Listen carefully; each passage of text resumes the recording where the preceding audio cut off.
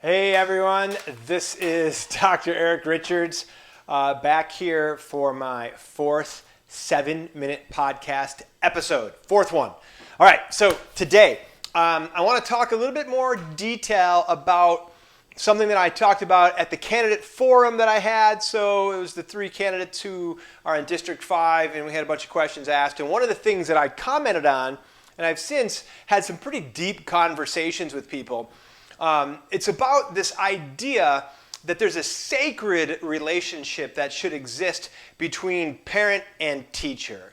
And so I think with all of this like kind of high level, like, oh my gosh, concern stuff that's, perhaps SEL, CCSD cares and what that looks like, mask mandates, vaccine mandates, it's easy to forget to focus on like the real long-term issues. And when I say the real issues, what I really mean is what I talked about in that forum is preserving, pulling or stripping away stuff that sits, the garbage that sits amidst this relationship between parent and teacher that clouds the ability of a teacher to truly do what they're designed to do, which is to teach that child, and for the parent to do what they're supposed to do in this role, which is to create a space or to help create that space for that teacher to be successful, so that ultimately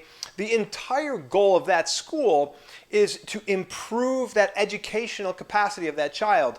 And so when I talk about this, I really think teachers, they have the short end of the stick. So I'm going to just defend teachers for a moment here, and I'm going to go after administration to some extent. And when I say this, I don't mean, all administration. I'm not trying to say that, guys. But in general, administration, it's kind of over the last, 20 years, at least that I've been able to see it, maybe 30, 40 years, it could have been just a constant path.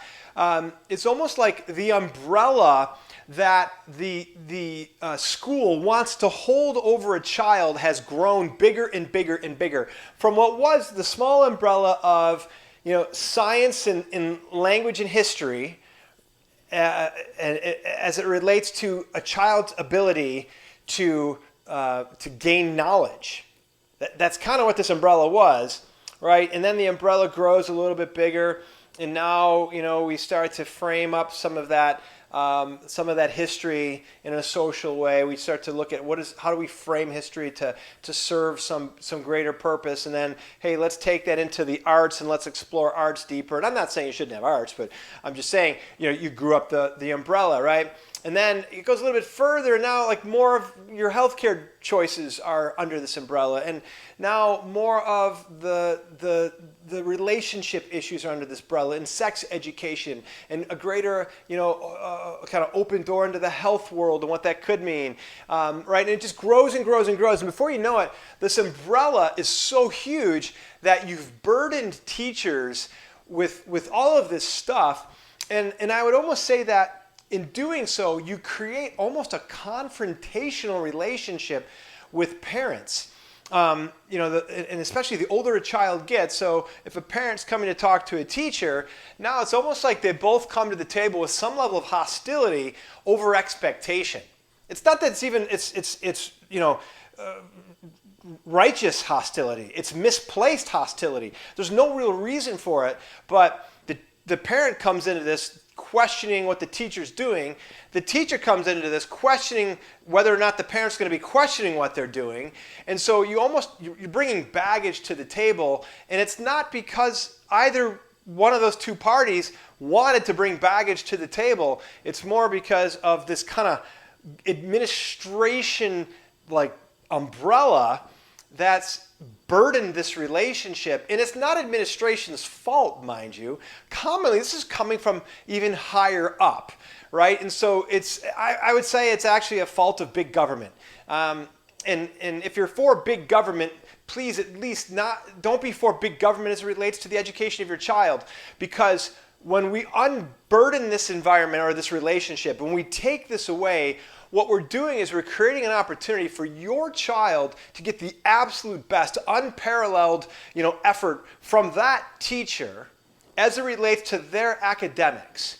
And if you get that, then your child is going to be in a position now that your opportunity for my child, my choice is huge. Because now your child, whatever it is that you want to teach your child as it relates to these other things, these other non-academic things, is your opportunity.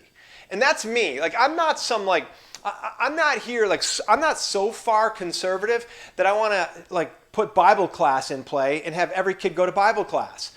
I love that my kids go to Bible class. It's one of the great benefits that I've had being in a private education environment for my kids.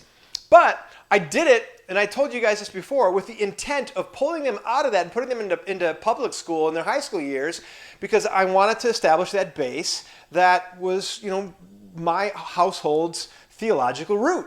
And then from that point, get them in a bigger pond and get them ready. My older daughter's looking at schools, and she's been to Georgia, she's been to Auburn, she just was in UF and Florida State, FSU. Sorry, Florida State people, I just lost it for a second.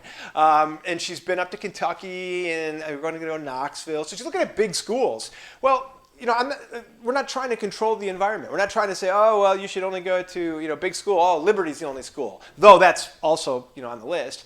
We're not looking at small Christian colleges where we know that, every environment is somehow being controlled. That's not it. Our goal is to just shove her out now. Like, she's been prepared. Let's do that. And we would have done that for high school if we felt as though the schools were more of what I'm describing, where you weren't getting an agenda shoved in your throat, either side, not mine, not yours.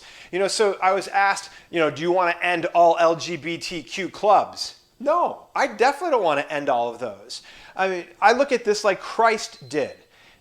There's my 7 minutes. So I'm going to finish with this thought.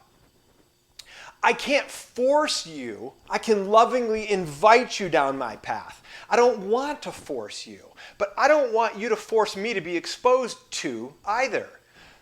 Lovingly invite me, and then maybe we decide we want to learn more about that. Likewise, maybe you want to learn more about this. In the end, I think we would all agree what we really want is my child, my choice, the opportunity for everything as it relates to that child's worldview to come from the parent, not from the school, definitely not from government. All right, hope that answers some really huge questions, and I hope that you will vote for me May 24th. Please, if you think there's a good positive message out of this video, like it and share it. Sharing it is endlessly important because I am shadow banned on Facebook. All right. Thanks, guys.